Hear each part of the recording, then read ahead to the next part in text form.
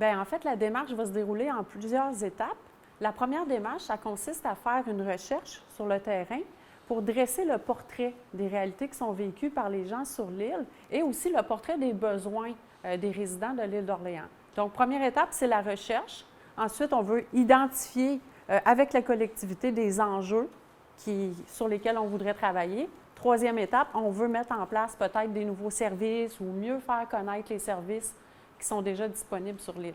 Et ce portrait-là, est-ce que c'est pour toute la population ou c'est pour une clientèle précise que vous regardez? En fait, nous, on veut enquêter toute la population, sauf que ce qu'on cherche à mesurer, c'est vraiment des indices de défavorisation sociale.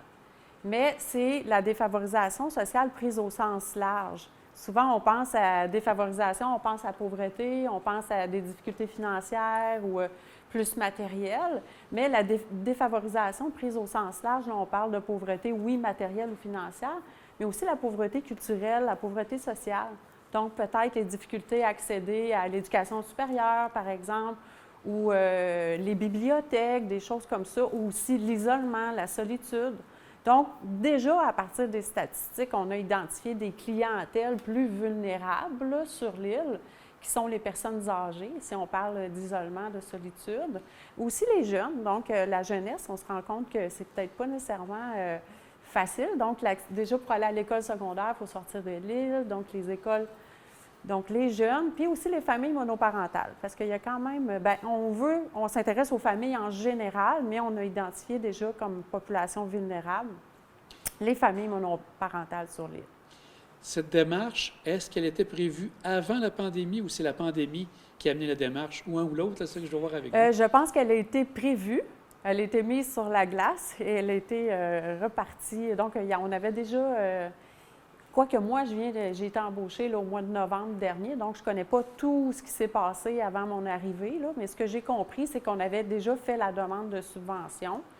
Puis là, c'est devenu très compliqué, hein, comme dans tout. Puis là, finalement, bien, ça démarre malgré tout.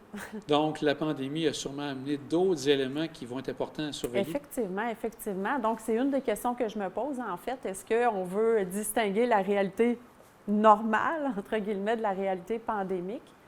Donc, c'est une des questions que je me pose encore là, par rapport à la grande enquête qu'on veut faire. Et les partenaires qui sont dans le projet, il y a bien Oui. sûr l'association bénévole qui est là-dedans, mais quelles sont les autres organisations? Bien, il y a aussi la MRC de l'île d'Orléans qui est avec nous là-dedans. Donc, qui fait partie, en fait, il y a un comité de gestion qui est formé d'une personne de la bio, donc l'association bénévole, une personne de la MRC et aussi une personne du CIUS Capitale Nationale qui est avec nous sur le comité de gestion. Mais on veut aller rassembler le plus de gens possible autour du projet. Donc, déjà, j'ai fait des entrevues avec plusieurs partenaires, des collaborateurs, en fait, qui vont pouvoir nous aider à mieux saisir les réalités qui sont vécues sur l'île. Et c'est financé de quelle manière? C'est une subvention, en fait, de la Fondation Lucie et André Chagnon. Donc, eux, c'est un de leurs nouveaux chevals de bataille. Donc, ils ont une fondation. Donc, leur nouveau cheval de bataille, c'est la pauvreté et la défavorisation sociale. Si on regarde tout ce qui touche les liens qui sont faits avec les citoyens, les communautés, ce sont aussi des éléments que vous regardez dans cette étude? Oui, c'est ça. Donc, l'objectif ultime du projet, c'est d'aller créer ce que moi j'appelle un filet social. Donc, c'est d'aller mettre en lien les gens, les ressources, puis aussi prendre les idées que les gens peuvent avoir pour, idéalement, vraiment tisser. Moi, j'ai un peu l'idée d'une toile, donc de tisser une toile sur l'île qui ferait comme une espèce de filet social pour répondre aux besoins des gens, puis aux réalités particulières de l'île aussi, qu'on pense simplement au transport ou comment parfois les services de santé peuvent être plus loin, même chose pour l'alimentation, etc. Donc, je pense que c'est important, particulièrement là, avec la pandémie, tous les impacts que ça a eu, de développer une espèce de sécurité, une espèce d'autoportance sur l'île, autant au niveau alimentaire, du transport, des activités, des loisirs, la santé, tout ça.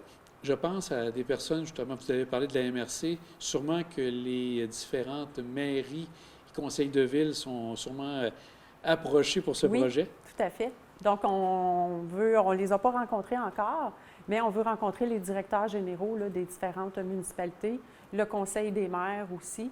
Donc, ils sont déjà au courant de l'existence du projet. Seulement, je n'ai pas eu la chance encore de les rencontrer, mais ce sera fait, c'est certain. Parce qu'on veut faire des liens entre les citoyens, les organismes, les décideurs.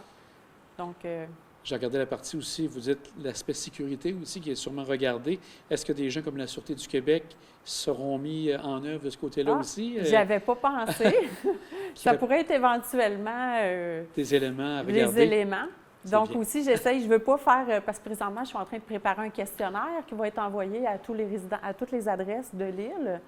Puis c'est ça, il faut que je fasse des choix aussi pour que ce ne soit pas trop long, mais peut-être effectivement des questions sur la sécurité routière, la sécurité si on marche sur l'île ou si on veut circuler à vélo, etc. Donc ça, c'est des questions qui sont en suspens. En suspens. Donc, vous avez parlé du questionnaire, il y aura les groupes de discussion, j'ai cru comprendre. Le projet final, ça serait à quel moment vous prévoyez sortir le tout? En fait, notre objectif, c'est de fournir les résultats pour le 30 juin. Donc, avant le 30 juin, idéalement, on voudrait pouvoir présenter nos résultats à la collectivité, aux décideurs, aux organismes. On a dans l'idée d'organiser quelque chose qui ressemblerait à un petit sommet où est-ce qu'on pourrait présenter les résultats puis après en discuter ensemble pour identifier, comme je le disais tout à l'heure, les principaux enjeux qu'il faudrait travailler en premier, les enjeux prioritaires. Et j'ai vu aussi que c'est quelque chose que vous souhaitez à plus long terme, donc sur un espace, sur un avenir de 7 ans, j'ai cru voir? Bien, il y a possibilité que la subvention soit renouvelée jusqu'à 7 ans. C'est certain que ce ne sera pas de la recherche sur 7 ans, donc je ne sais pas si moi, je ferai partie du projet tout ce temps-là. Mais donc, première année, recherche, deuxième année, on va sûrement poursuivre la recherche pour approfondir certaines dimensions. Mais on veut explorer des pistes d'action aussi assez rapidement l'année prochaine. Donc, on y va quand même une année à la fois, mais on a quand même bon espoir que quand on aura terminé d'identifier les besoins, en fait, si on fait bien notre travail, si je fais bien mon travail d'identifier les besoins, la subvention pourrait être renouvelée jusqu'à 7 ans pour mettre en place des services. Mais ce qu'on a comme objectif aussi, c'est, je l'ai dit tantôt, que ce soit autoportant aussi. Donc, que ça puisse continuer sans avoir sans la subvention. Je comprends.